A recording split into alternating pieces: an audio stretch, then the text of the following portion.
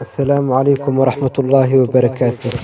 Saaxiibka iyo saaxiibada qaaliga ahow, waxaan rabaa inaan idin weydiiyo su'aal aad u fudud, balse waxaan ka cudur daaranayaa haddii aadan su'aashayda u arkin mid muhiim ah.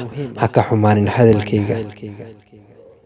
Su'aashaasi oo ah: walaal, ma jeclaan lahayd in aad ka safarto magaalo una safarto magaalo kale, balse inta aadan gaarin magaaladii aad u socotay uu gaarigaaga waddada kaa fariisto? Haddii uu ciise kugu dhacdo midaas, oo ku soo maro qof u safrayo magaaladii aad u socotay, gaarina wataa, gaarigiisana uu faaruq yahay, misena kaa diido inuu ku caawiyo ama magaaladii ku gaarsiiyo. Si la mid ah, walaalka iyo walaasha qaaliga ahow, waxaan idinka codsanayaa, waxaan ahay qof safar ah.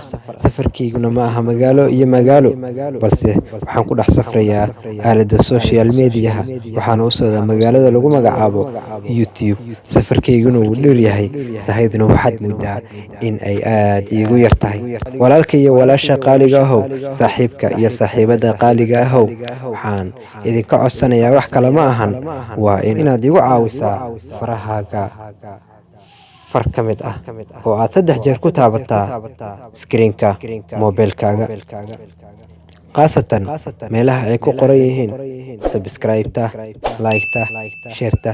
midaas oo aad iyo aad ii dhiirigelinaysa, iina sahlaysa in aan gaaro muhiimadda, inaan gaaro safarkayga meesha ugu sarreysay ee aan rajaynayo inaan gaaro.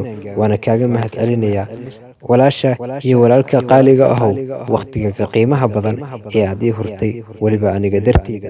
Sidoo kale igu caawi subscribe, like iyo share si aan hamigayga u hiigsado. Mahadsanid.